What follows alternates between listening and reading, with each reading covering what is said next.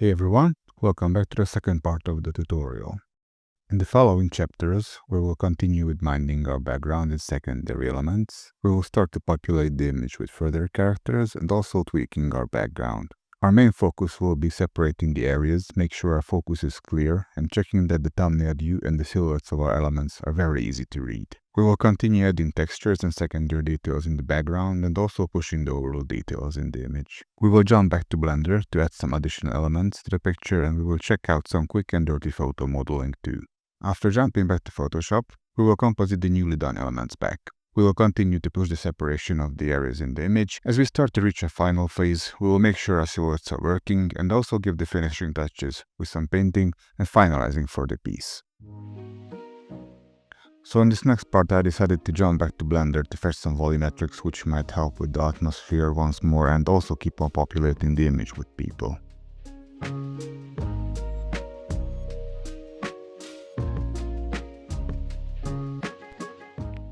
Once more, the dummy characters help tremendously with this task.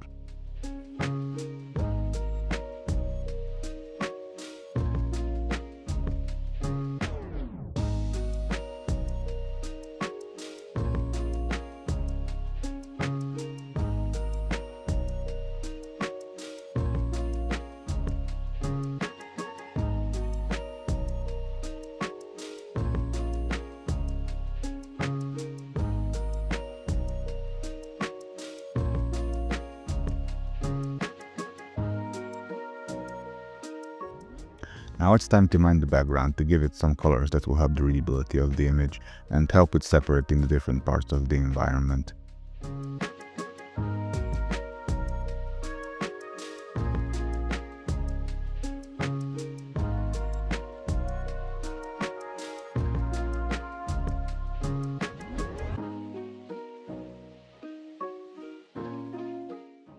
I'm using some simple atmosphere layering for the same reason here.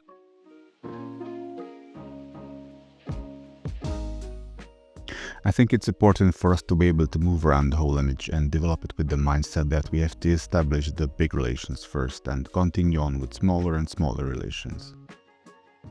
I'm using basic texturing to give some detail to the foreground elements. This way we can make sure that we are being effective and are focusing our energies to the parts that need the most attention at the moment.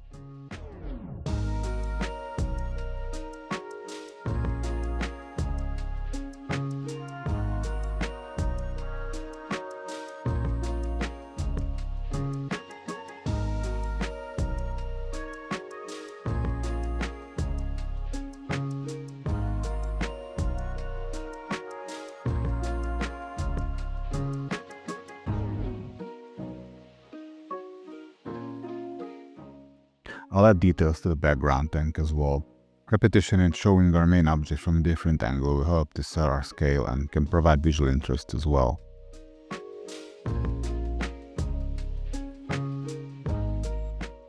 Pushing, pulling things around, arranging stuff to our needs and so on. We don't have to be super particular because we'll fix it later anyway. Now that doesn't mean I want to make nonsensical decisions, it just means that I don't want to be super precise about the design itself.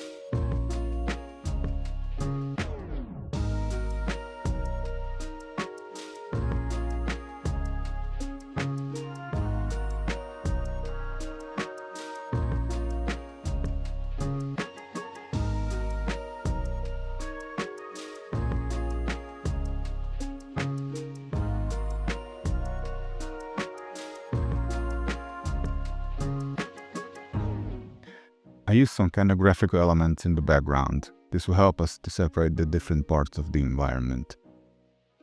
Since the color is pretty unified in the whole image, maybe this will help to boost the silhouettes of the main elements a bit more.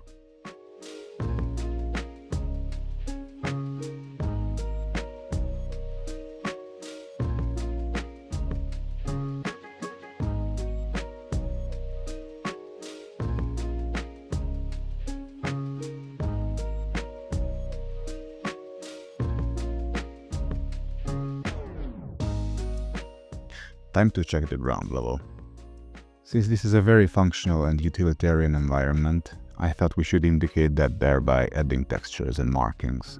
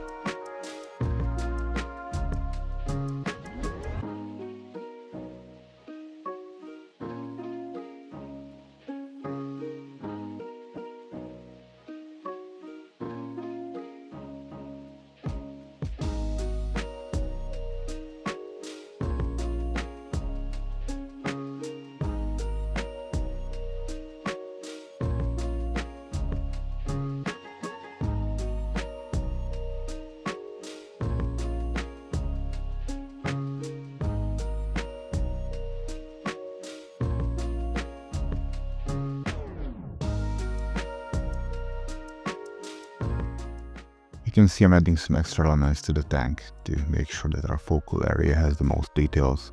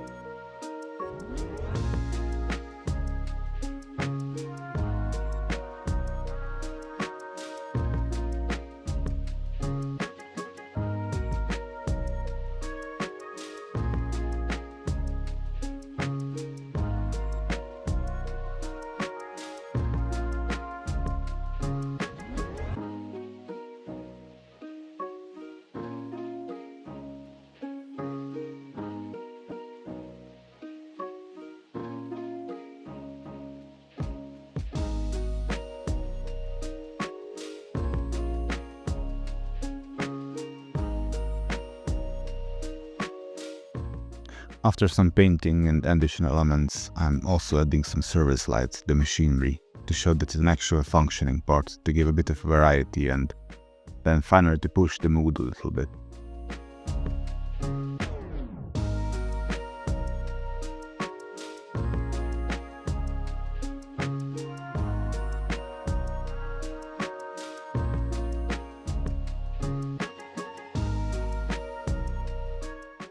After a bit of pause and checking the image again with a fresh eye, I decided that I feel that the image is a bit empty and that I need some more stuff to go in there, so it's Blender time again.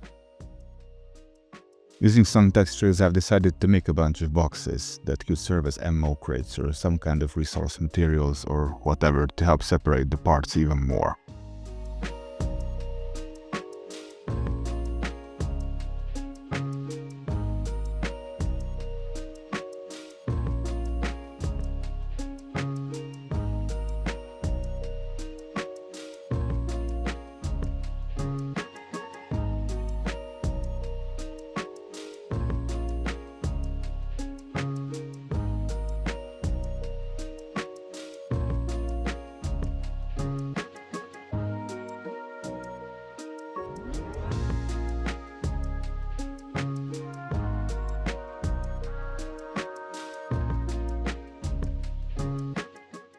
I also decided to make some kind of computer station to add a little bit of story element.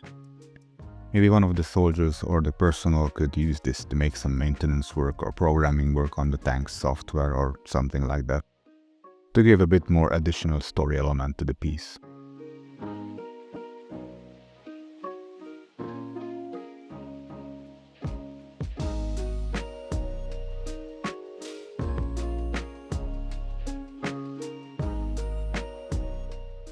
Since this is a very simple object, I've just meshed the parts together that might be needed for it in Photoshop, and played around with the UV of the object to build it up in Blender. I find this photo modeling technique to be very quick and effective to convey some complex ideas without having to do a lot of complex modeling.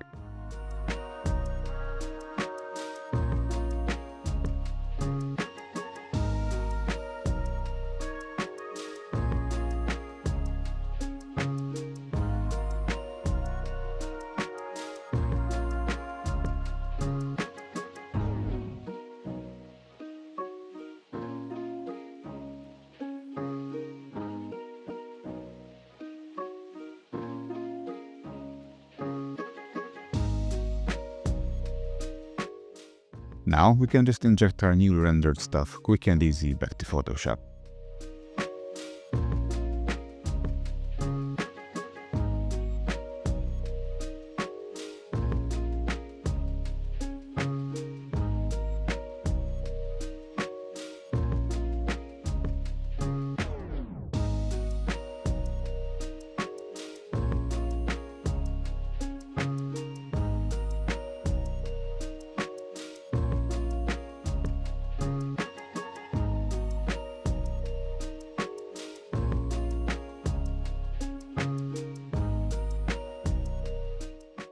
I'm adding some extra graphical elements that might help us to push the readability a bit more.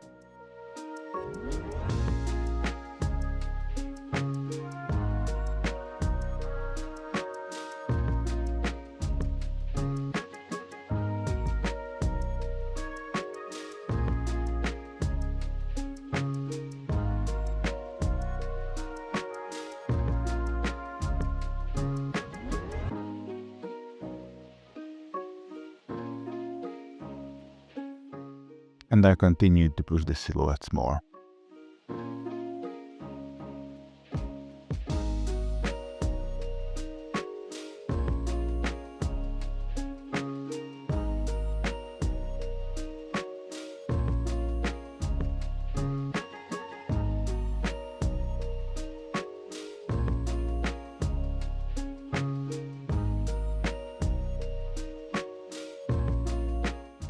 Some markings on the main technical guy to push the story element a bit and to add a bit of visual interest in that area as well.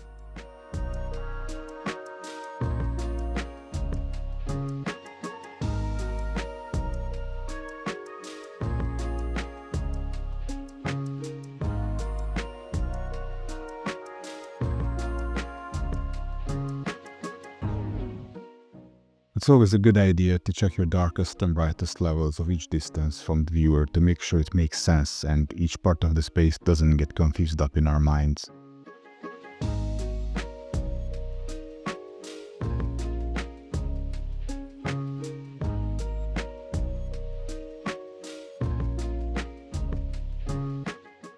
I think it's time to start to paint the whole thing up to unify it and give it a little extra touch. Maybe get rid of the rigidness coming from the 3D and the photos.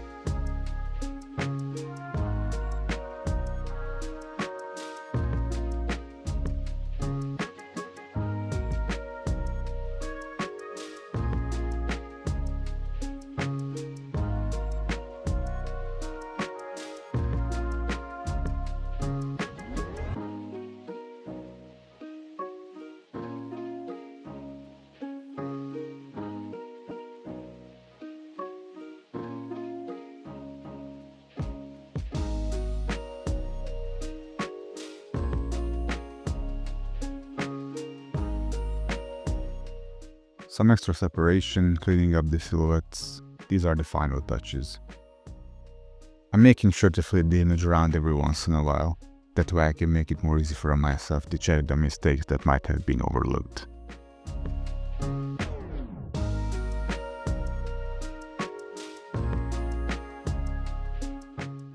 Also, you can notice I'm keeping a smaller version of the image in my upper left corner. This way I can make sure that the overall read is where I want it to be and that the image works as a thumbnail as well, to make sure that on the first glimpse the viewer's eye go to the exact places that I want them to go.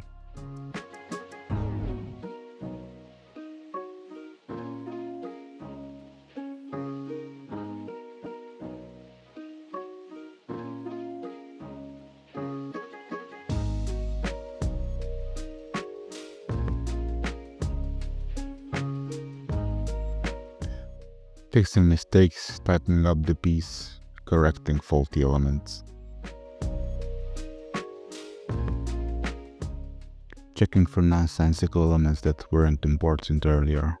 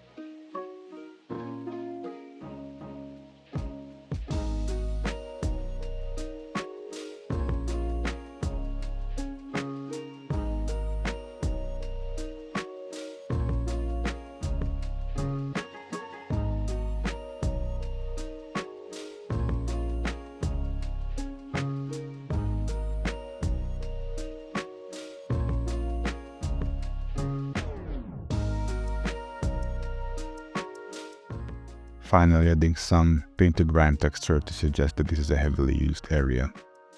Also, painting and simplifying single surfaces helps with the overall readability.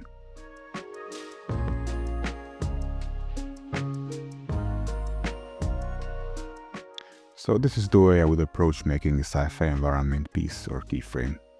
I hope you've learned something. Thanks for your attention. If you want to check out some other awesome tutorials, make sure to check the Art4's YouTube channel and website. I hope you enjoyed it. If you have any questions, feel free to leave them below. Cheers!